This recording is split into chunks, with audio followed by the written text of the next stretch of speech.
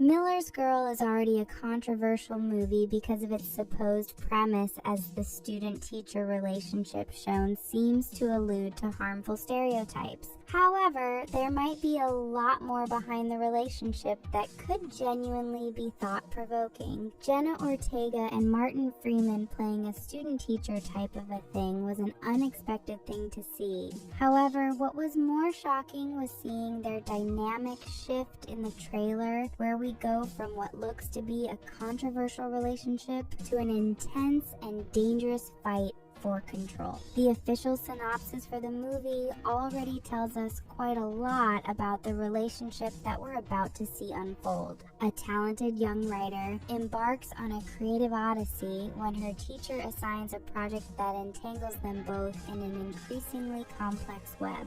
As lines blur and their lives intertwine, professor and protege must confront their darkest selves while straining to preserve their individual sense of purpose and the things they hold most dear. The trailer introduced the premise to us by first showing us the way Martin Freeman's character Jonathan takes an interest in Jenna Ortega's character, Cairo. The movie portrays Cairo as being very smart and dedicated to her schoolwork, and she herself seems to take an interest in her teacher as he offers her praise. However, we quickly find out that there's more to the story than mutual admiration.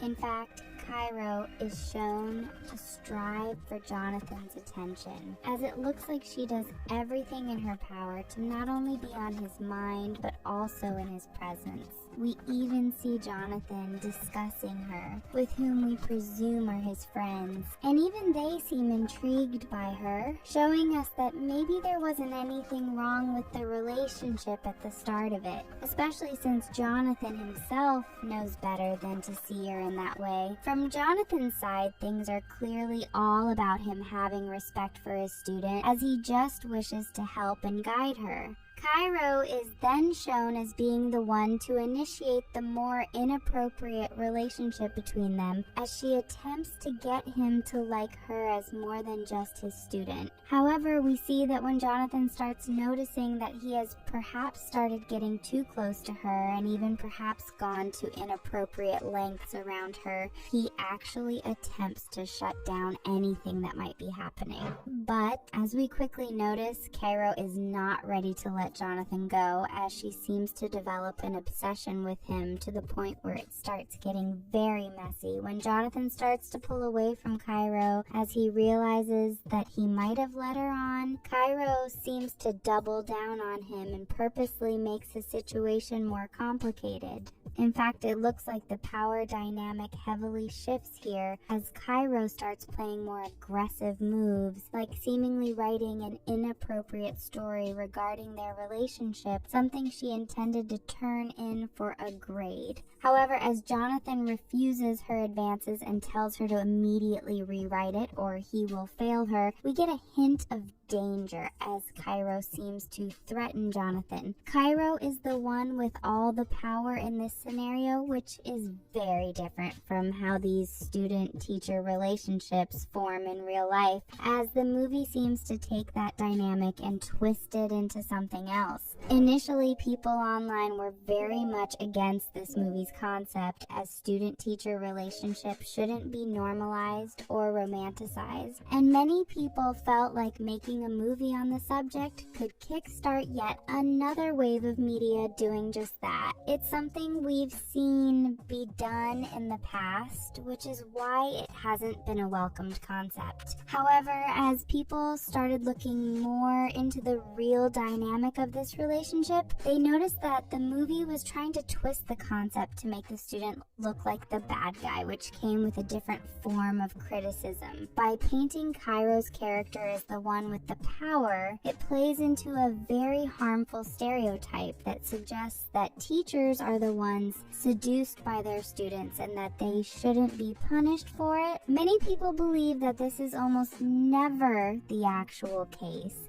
and that teachers more often than not, are the ones who should be able to take responsibility and put a stop to things, especially when it's something involving a high school student. Miller's Girl does just that, as it seems to twist the student-teacher dynamic upside down, making Jonathan the victim, as Cairo is the one who suddenly has the upper hand and the power to manipulate him. Cairo is painted as obsessed and like she'd stop at nothing to ruin Jonathan's life and career. Jonathan is very clearly powerless in this situation, and there's nothing he can do about it, since if Cairo was to tell anyone, he'd be the one to get in trouble and most likely fired for it. That's when we also get the sense that Cairo is taking things to the extreme by not only trying to insinuate that he was seducing her, but also that he perhaps did other things to her that could genuinely affect the rest of his life. From what we can see, Cairo is the one with all the power, as Jonathan has to sit in fear of what might happen to his career. The final scene of the trailer even points to the fact that things will definitely escalate, and Cairo might genuinely be ready to ruin Jonathan's life as she gets ready to tell what is presumably a made-up, incriminating story about what Jonathan had done to her. The dynamic between Jonathan and Cairo is seen as confusing,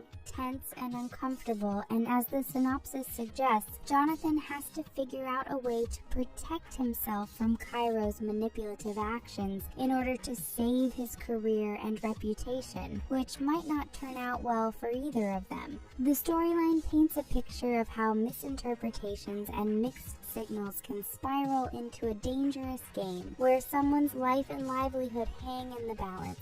It's something that looks to dive deep into the complexities of relationships and the impact of false accusations. While cases surrounding false accusations can very much be real, movies don't often portray these cases well, as they often simplify the very complex situation where this would happen, which in turn helps perpetuate other harmful stereotypes of young women seducing older men. This is why the movie has to tread carefully in order to stand out and hopefully open meaningful discussions instead of helping promote questionable narratives. Jenna Ortega, known for her vocal advocacy for feminism and social justice, has been an influential voice for positive change. However, her involvement in a film that seems to amplify this problematic trope could spark criticism and backlash. Advocating for women's rights and empowerment while simultaneously portraying a character who employs tactics aligned with harmful stereotypes could be seen